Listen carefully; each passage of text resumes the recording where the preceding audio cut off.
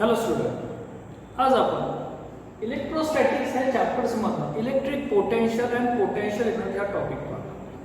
तर सर्वात आधी आपल्याला पोटेन्शियल एनर्जी म्हणजे काय हे समजून घेतलं पाहिजे. याच्या आधी आपण जे दोन चॅप्टर्स होते आपले रोटेशनल डायनॅमिक आणि ऑसिलेशन, ह्या दोन्ही चॅप्टर्समध्ये आपण पोटेन्शियल एनर्जी हे पाहिलं.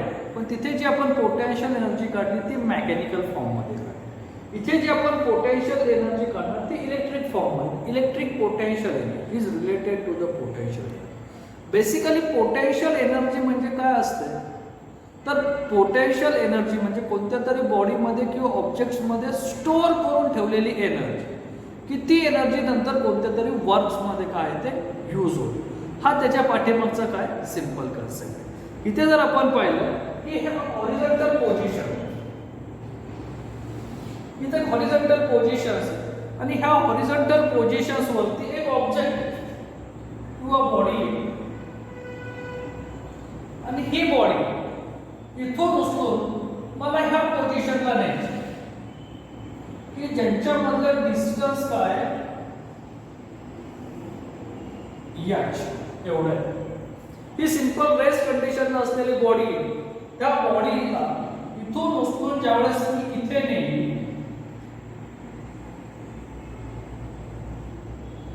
त्यावेळेस त्या बॉडीमध्ये स्टोअर झालेली एनर्जी.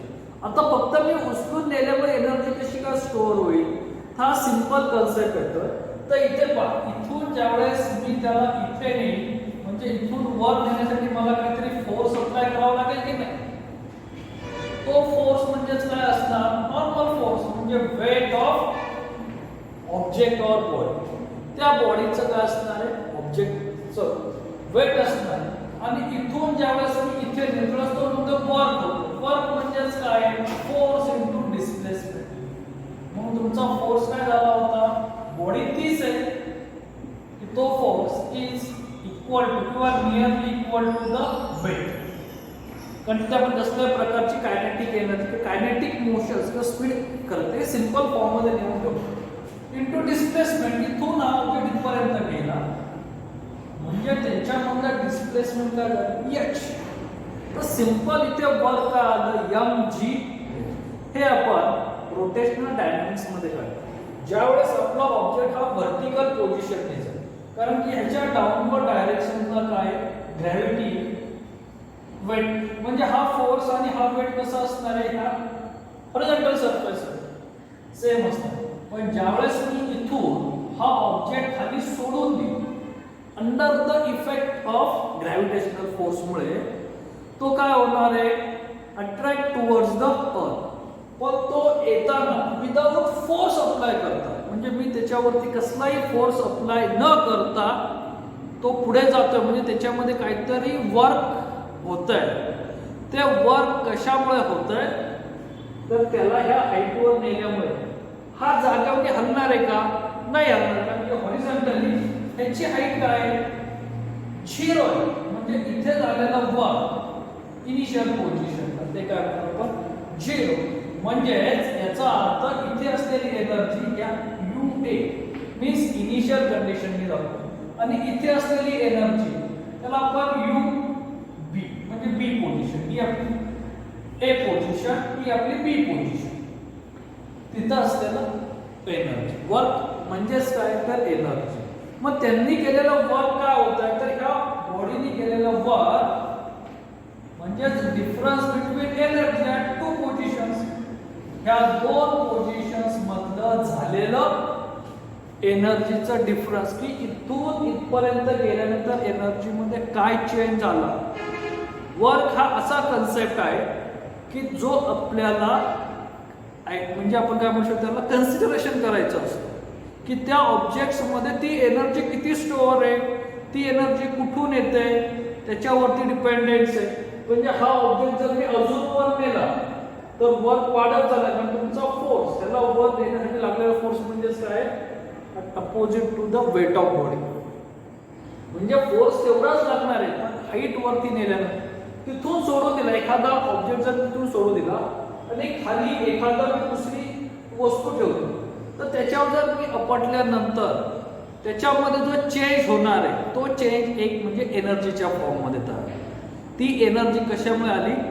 त्याने इथून इथपर्यंत येताना केलेलं work is depended by the displacement. ज्यावेळेस त्या हिट वरती असेल त्यावेळेस mgh, आणि ज्यावेळेस आपण हॉरिझॉन्टल पोझिशन्स मध्ये एखादं वर्क होते असं सांगतोय तर म्हणजे आपण ऑसिलेशन्स मध्ये घेतलेलं की तिथं आपण लिनियर एसएचएम ला जे पोटेन्शियल एनर्जी घेतली ती हॉरिझॉन्टल मोशन्स मध्ये झाली.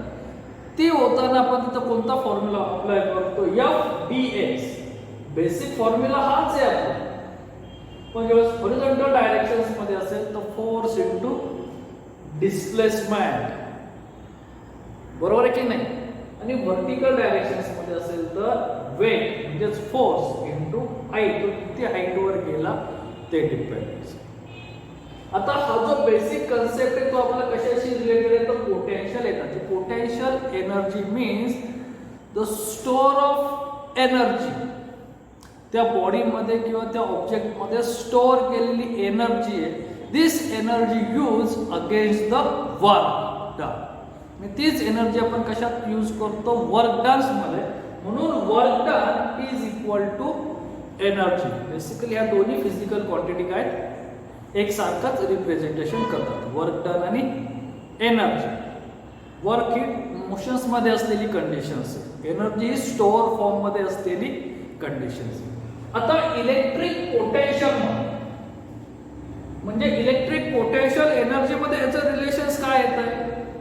बरोबर की नाही? तर इलेक्ट्रिक पोटेन्शियल्स मध्ये जर आपण दोन चार्ज घेतले, आता चार्ज कोणकोणते? एक पॉझिटिव्ह चार्ज, एक निगेटिव्ह चार्ज. जर दोन्ही लाईक चार्ज असतील म्हणजे सेम साइन चार्ज असतील तर त्या दोघांमध्ये रिपल होतात. लाईक चार्ज काय करतात? एकमेकांना अपोज करतात की नाही? आणि अनलाईक चार्ज असतील तर ते एकमेकांना अट्रॅक्ट करतात. म्हणजे जर कन्सिडर करू हे दोन अनलाईक चार्ज आहे, एकाला मी इथे ठेवला एकाला इथे ठेवलं, तर हे दोन्ही एकमेकांकडे येण्यासाठी फोर्स अप्लाय करतील की नाही? आणि ते फोर्स अप्लाय करताना त्यांचं डिस्प्लेसमेंट होणार. म्हणजे हा चार्ज इथून इथपर्यंत येण्यासाठी काहीतरी वर्क अप्लाय करतो. आता जर समजा मी दोन्ही लाईक चार्ज घेतले, एक मोठा एक छोटा चार्ज कन्सिडर, कारण आपल्याला कुणाला तरी ओढायचं, हा चार्ज आणि हा चार्ज दोन्ही लाईक आहे, ते एकमेकांना काय करणार? अपोज करणार. म्हणजे हा मोठा आहे म्हणजे तो ह्याला काय करणार? अपोज म्हणजे इकडच्या डायरेक्शनला पाठवणार आहे. पण जर मी ह्याच्या फोर्स अप्लाय केला, एक्सटर्नली फोर्स, आणि त्याला जर मी इकडे इकडे नेण्याचा प्रयत्न केला तर मला एनर्जी अप्लाय करावी लागेल की नाही? ती एनर्जी म्हणजेच काय? तर वर्क डन. म्हणजे ह्या चार्जला इकडे जायच्या ऐवजी मी जर त्याला इकडे एखाद्या एनर्जीने जर पाठवत गेलो तर तिथं काय तयार होतं? एक प्रकारचं वर्क तयार होतंय अगेन्स्ट ह्या डायरेक्शनला असलेल्या फोर्समुळे. तुमचा फोर्स ह्या डायरेक्शनला होतो रिपल्शनमुळे, पण तुमची डायरेक्शन कुठे येते? डिस्प्लेसमेंटची इकडे येते. त्यामुळे तिथे जे वर्क होतं ते वर्क म्हणजेच काय होणार आहे? Electric potential energy. तिथं असलेलं वर्क, ती एनर्जी कोणती? तर इलेक्ट्रिक एनर्जी. आणि त्याच्यापासून आपल्याला फाइंड आउट करायचं इलेक्ट्रिक पोटेन्शियल. हा कन्सेप्ट समजला तर आपल्याकडे इलेक्ट्रिक फील्ड मध्ये जे पोटेन्शियल एनर्जी म्हणजेच ते काय? Related to work, means work done against electrostatic force. हा मेकॅनिकल मधला फोर्स आहे. Electrostatic force is depend by the Coulomb law is equal to the increase in the potential energy of the system. मग consideration करू की तिथलं झालेलं work done, तिथलं असलेलं वर्क डन आपण कन्सिडर करू. du और w जरी केला तरी चालेल, is equal to the force into displacement. मग तिथे झालेलं वर्क डन काय आहे? फोर्स अँड डिस्प्लेसमेंट मधली स्केलर प्रोडक्ट. पुन्हा रिपीट करतो, इथे जे वर्क डन प्रोड्यूस होणार आहे ते वर्क डन कशामुळे येणार? इलेक्ट्रिक फील्ड मधलं तर इलेक्ट्रोस्टॅटिक फोर्समुळे. आणि तो इलेक्ट्रोस्टॅटिक फोर्समुळे तयार झालेलं वर्क म्हणजेच काय असणार आहे? तुमचा चेंजिंग म्हणा किंवा इन्क्रीजिंग म्हणा potential energy of the system.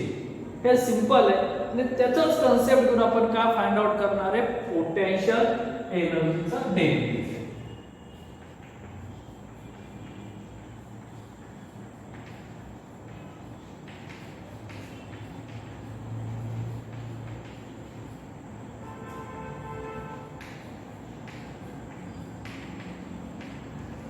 Expressions for potential energy is related to the electric field.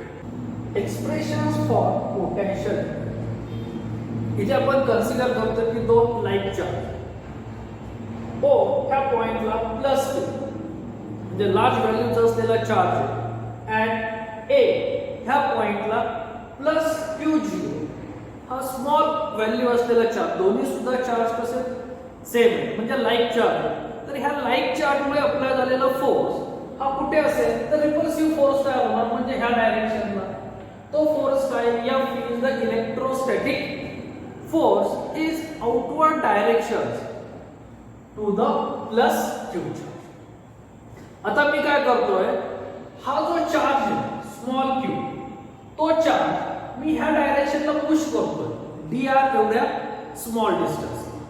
तर तिथे तयार झालेलं मला वर्क डन काय करायचं, फाइंड आउट करायचं. म्हणजे ज्या वेळेस ह्या प्लस Q0 ह्या स्मॉल चार्जचा work done against the electrostatic force काय असेल, कारण की हा फोर्स ह्या बाजूला ओढतोय आणि त्याला जर मला इकडे सरकवायचं असेल तर जेवढा इकडे ओढतोय तेवढाच फोर्स मला इकडे अप्लाय करावा लागेल की नाही. म्हणजे हा फोर्स आणि हा फोर्स जरी अपोजिट डायरेक्शन्सनी असतो तरी सारखाच आहे. आणि त्यांनी केलेलं डिस्प्लेसमेंट म्हणजे मी ढकलत इथपर्यंत एक स्मॉल डिस्टन्स कन्सिडर करतोय dr, इथपर्यंत तो ए पॉइंट वरचा चार्ज काय केला मी शिफ्ट केला, तर तिथे झालेलं वर्क डन, तिथलं वर्क डन काय असेल, du is equal to Fe into dr means Fe bar into dr. आता हा इलेक्ट्रोस्टॅटिक फोर्स आणि हे डिस्प्लेसमेंट ह्या दोघांमध्ये डायरेक्शन्स कशी आहे, अपोजिट आहे आणि इथे स्केलर प्रोडक्ट आहे म्हणजे cos थीटा इज 180 डिग्री आणि cos 180 येतो -1 म्हणजे तिथे तयार झालेलं वर्क डन हे काय झालं minus Fe into dr. Is the simple concept मध्ये आपण लिहिलेलं की तिथे जो काय फोर्स तयार होणार आहे तो फोर्स हा निगेटिव्ह डायरेक्शन असेल. निगेटिव्ह डायरेक्शन्स किंवा negative sign indicates that the directions of electrostatic force and displacements of charge is opposite. हा ह्याच्यामधला अँगल हा फोर्स जर मी ह्या डायरेक्शन्स मध्ये जर कन्सिडर केला असता तर हे 0 असतं. वर्क पॉसिबलच नाही की तुम्ही हा चार्ज असा खाली गेलाय डिस्प्लेसमेंट आणि फोर्स इकडे इथे वर्क डन होणार नाही, ते वर्क डन काय असेल 0 असेल. म्हणजे Fe काय आला, Fe म्हणजे इलेक्ट्रोस्टॅटिक फोर्स. आता डिस्प्लेसमेंट ऑफ चार्ज, तर ह्या चार्जचं डिस्प्लेसमेंट कुठपर्यंत होतं, is the A is the initial position as compare to the O to the B points. आपण डिस्प्लेसमेंट ऑफ चार्ज काय करतोय, displacement of charge A to B position, charge point A to point B म्हणजे A तुमची initial आणि B काय final. आणि तिथे झालेलं डिस्प्लेसमेंट आपण छोट्या छोट्या फॉर्म मध्ये कन्सिडर करतो. म्हणजे आपल्याला काय घ्यावं लागेल, integration du is equal to minus integration Fe dr with limit O चं A शी असलेलं इनिशियल लिमिट्स काय r1 आणि O चं B शी असलेलं इनिशियल म्हणजे फायनल पोझिशनचं डिस्टन्स काय r. आपण पॉझिटिव्ह Q शी कंपेअर करतोय ह्या Q चं, म्हणजे ही इनिशियल पोझिशन आली. आपला ऑब्जेक्ट ढकलत इथपर्यंत आलाय तर इथून इथपर्यंत असताना फोर्स वेगळा असेल आणि इथून इथपर्यंत असताना फोर्स वेगळा असेल, कारण की फोर्स हा inversely proportional to the distance between two charge. म्हणजे जेवढं डिस्टन्स कमी होईल तेवढा फोर्स हा जास्त लागत जाणार आहे. म्हणून प्रत्येक छोट्या छोट्या ठिकाणचा आपण डिस्प्लेसमेंट का कन्सिडर करतो, प्रत्येक छोट्या छोट्या ठिकाणी फोर्स हा वेगवेगळा आहे. म्हणजे प्रत्येकाकडे झालेलं वर्क डन हे छोटे छोटे कंपेअर मध्ये गेलो तर वेगवेगळे, म्हणजे ते सगळं एकत्र करण्यासाठी आपण काय घेतोय, इंटिग्रेशन घेतोय. Means integration D is r1 r2 fe dot br. fe म्हणजे इलेक्ट्रोस्टॅटिक फोर्स. ते इलेक्ट्रोस्टॅटिक फोर्सचं आपण गेल्या वर्षी कुलम्ब्स लॉ मध्ये पाहिलं होतं. मीन्स हियर आता याचं इंटिग्रेशन मी डेल यू लिहितो मायनस इलेक्ट्रोस्टॅटिक फोर्स काय 1/4 pi epsilon 0 product of two charge म्हणजे दोन चार्ज कोणते आहे, कॅपिटल क्यू आणि small q 0 divided by r square into r cap is related to the unit vectors. r cap into dr. Simple concept झाला. म्हणजे तुमचा एनर्जी काय आली, सॉरी ते वर्क डन होतं 1/4 पाय एप्सिलॉन 0 q हा कुलम्ब्स लॉ आला, r cap into dr integration काढलं तर 1/4 पाय एप्सिलॉन 0 q0 हे कांस्टेंट आहे, 1/4 pi epsilon 0 q into q0 आणि ह्याचं इंटिग्रेशन 1/r² चं इंटिग्रेशन मिळतं -1/r. इथला मायनस साइन आणि हा आधीचा मायनस तुम्ही डायरेक्ट कॅन्सल केला असं तरी चालतं. r1 r हे झालं आपलं simple relation. Is that clear?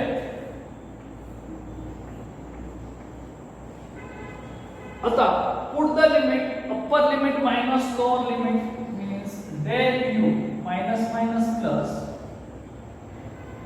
1/4 pi epsilon 0 q0 in bracket 1/r2 minus 1/r1. तर आपलं तिथं झालेलं work done against the electrostatic force हे काय येतंय 1/4 pi epsilon 0 q into q0 म्हणजे पॉझिटिव्ह चार्ज, हे दोन्ही सुद्धा पॉझिटिव्ह चार्ज आहे, 1/r2 minus 1/r1 म्हणजे change in potential energy.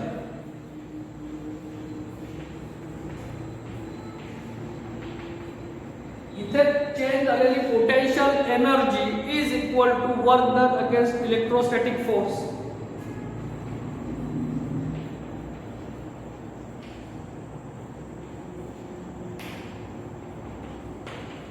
Electrostatic force म्हणजेच मी ह्याला काय कन्सिडर करतो, dw is equal to del u. Simple आहे. किंवा work done against a to b point तुम्ही हे सुद्धा लिहू शकता. हे वेगवेगळे सिंबल तुमचा इकडून b कडे गेला की नाही, work done against a to b is the simple relation 1/4 pi epsilon 0 q0 1/r2 minus 1/r1. येथे लक्षात हे झालं आपलं सिंपल रिलेशन्स वर्क डन. आता इथे हे जे डेरिव्हेशन्स पोटेन्शियल एनर्जी म्हणजेच काय वर्क, आपण काय काढतोय तर पोटेन्शियल एनर्जी काढली, इलेक्ट्रिक पोटेन्शियल एनर्जीचं आपण रिलेशन आता पाहिजे. आता potential energy of 2 point charge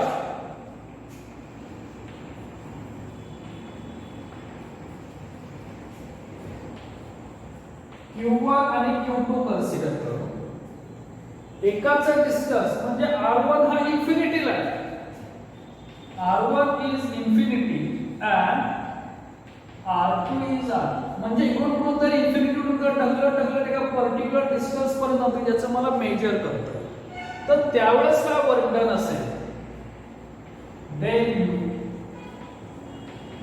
U is equal to 1/4 pi epsilon 0. Charge कोणते q1 q2. आता ते पॉझिटिव्ह आहे की निगेटिव्ह आहेत माहित नाही, any charge 1/r2 is equal to r आणि 1/r1 म्हणजे काय इन्फिनिटी. 1/∞ हा 0 असतो. म्हणजे तुमचं work done is equal to 1 upon 4 pi epsilon Q into Q1 Q2 divided by R. हे काय झालं तुमचं सिंपल वर्क डनचं असलेलं डेरिव्हेशन्स. वर्क डन WAB म्हणा किंवा U म्हणा, वर्क डन ऑर एनर्जी, कारण की पोटेन्शियल एनर्जी म्हणजे काय, work done against the electrostatic force. He electric field मध्ये असलेल्या पोटेन्शियल एनर्जीचं रिलेशन्स. आता आपल्याला फाइंड आउट करायचं आहे द इलेक्ट्रिक पोटेन्शियल. आता मी एनर्जी म्हणतो, तुम्ही खरं म्हणतो इलेक्ट्रिक पोटेन्शियल. हे कुणाचं आहे, इलेक्ट्रिक पोटेन्शियल एनर्जी म्हणजे वर्क.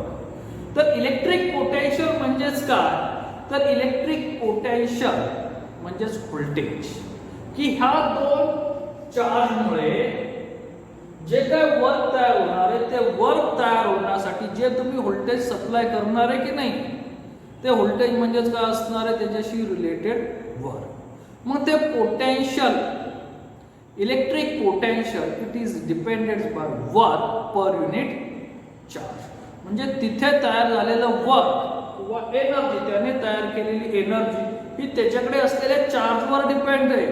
म्हणजे इथे जेवढे चार्ज असतील ह्याच्याकडे, तेवढे चार्ज व्होल्टेज तयार करणारे म्हणजे काहीतरी वर्क करणार. म्हणजे इथे मी बॅटरी येते, सिंपल कन्सेप्ट येते की आपण इलेक्ट्रोस्टॅटिक मध्ये स्टोअर केलेली एनर्जी, ती स्टोअर केलेली एनर्जी आपण बॅटरीमध्ये सेव्ह केली चार्जिंगची, आणि तिथे पुढे जर मी सप्लाय दिला, एखादा बल्ब लावला किंवा एखादं इन्स्ट्रुमेंट करतो, म्हणजे काहीतरी एनर्जी सप्लाय होती, ती एनर्जी जाते कोणत्या फॉर्म मध्ये, तर चार्जच्या फॉर्म म्हणजे करंटच्या फॉर्म मध्ये, म्हणजेच कोणत्या, तर चार्जच्या फॉर्म. म्हणून त्या चार्जने तिथं किती वर्क केलंय हे व्होल्टेज डिपेंड करतं की नाही, म्हणून त्याला आपण काय म्हणतो, इलेक्ट्रिक पोटेन्शियल. आता आपण पुढे तो concept of potential, electric potential. Electric potential it is depends by the potential energy at charge. Consider करू इथे आपल्याकडे दोन चार्ज Q1 आणि Q, त्या दोघांमधलं डिस्टन्स काय R. तर इथे काहीतरी पोटेन्शियल एनर्जी प्रोड्यूस होणार, ज्यात आपण डेरिव्हेशन्स पाहिलं दोन चार्ज. ती पोटेन्शियल एनर्जी काय असणार आहे, 1 upon 4 pi epsilon Q Q1 Q2 divided by. तर मग तिथे तयार झालेला पोटेन्शियल किंवा इलेक्ट्रिक पोटेन्शियल काय असेल, electric potential is depended by the unit charge, म्हणजे एका चार्जशी. जर ए पॉइंटशी जर आपण कन्सिडर केलं, तर तिथं असलेला VA आणि B पॉइंट्स मध्ये आपल्याला झालेला V, हे काय पोटेन्शियल. मग VA is related to the Q2 charge and VB is related to the Q1 charge. म्हणजे 1 upon 4 pi epsilon 0 Q1 divided by R into Q2 is equal to, me second relation घेतो, 1 upon 4 pi epsilon 0 Q2 divided by R into Q. फक्त हे magnitude आहे, त्यामध्ये पुढे मागे लिहिले तरी चालतं. तर हे रिलेशन्स लिहिलं, तर हा जो फॅक्टर आहे, हे फॅक्टर काय दाखवतो आपल्याला, potential energy at point A किंवा at the charge Q1 means V1 into Q2 is equal to, इथे potential, electric potential at point B किंवा charge Q2 V2 into Q1. म्हणजे हे तुमचे काय झाले, सिंपल चार्जचं रिलेशन झालं. आता हे जे चार्जचं रिलेशन हे कशाशी रिलेटेड आहे, distance R means UR potential energy is equal to electric potential as distance R into Q2 is equal to electric potential at second point distance R, म्हणजे Q1 पासून त्याचं असलेलं डिस्टन्स. ह्या सिंपल फॉर्म मध्ये म्हणजे आपला formula काय तयार होतो, तर इलेक्ट्रिक पोटेन्शियल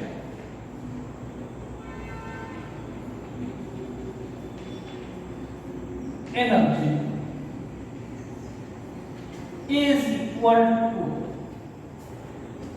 हे म्हणजे काही प्रकारचं potential, electric potential into charge. हे ॲट पॉइंट ए वरचे किंवा Q1 चार्ज वरचे सेम आहे. Electric potential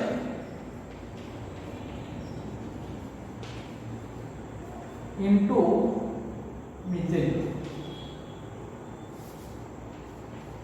charge.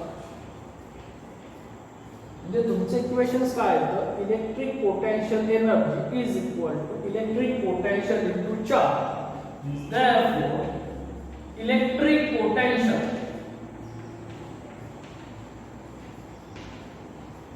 is equal to electric potential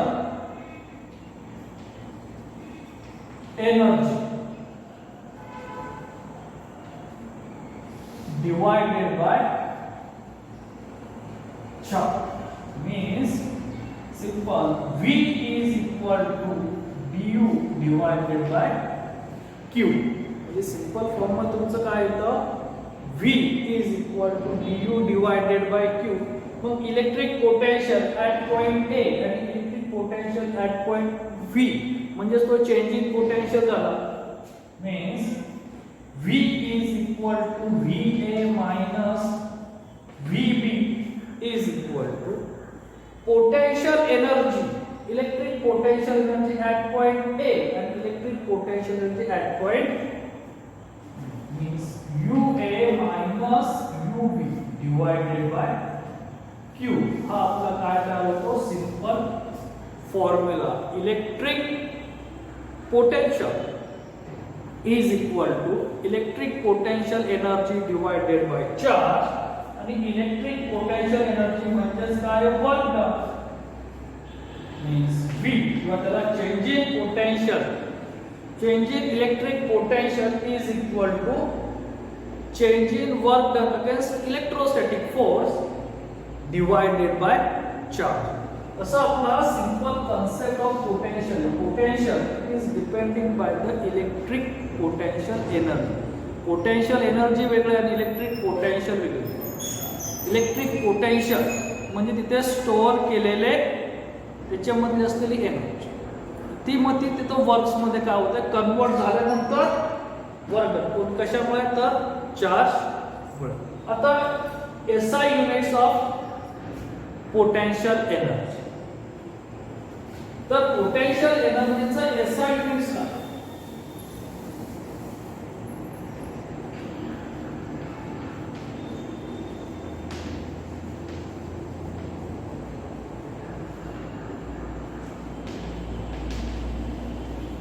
SI.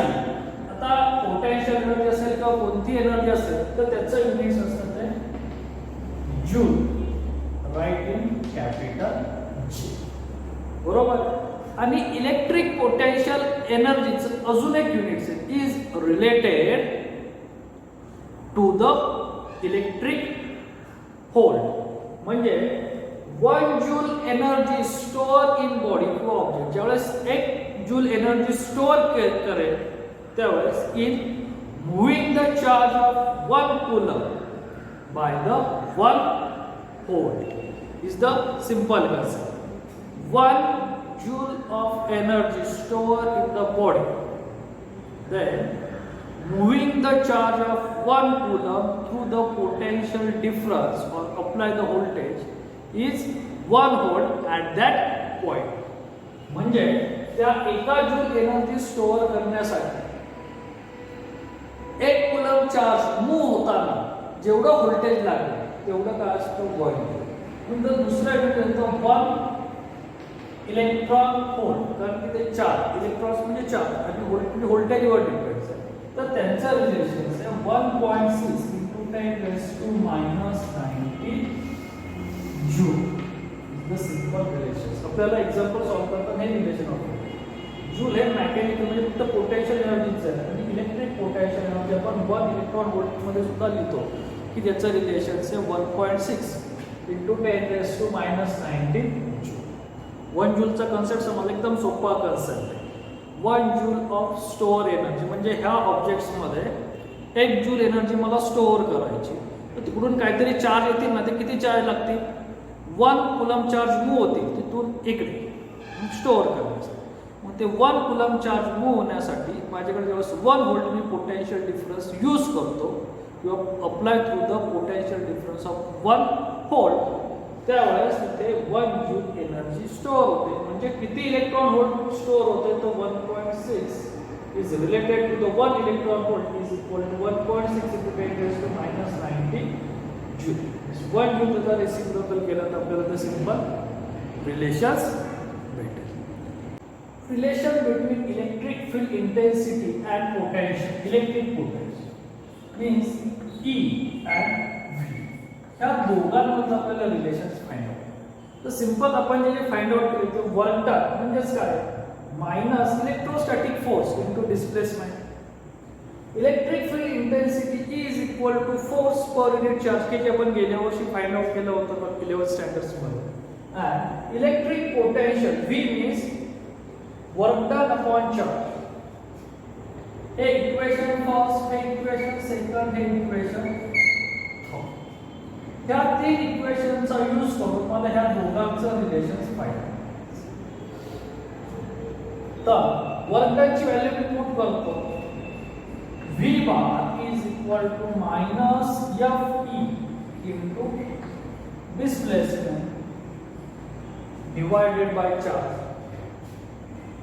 and Fe divided by charge म्हणजेच काय, electric field intensity minus E bar dot Br means electric field किंवा electric potential is equal to minus E bar cross Br bar.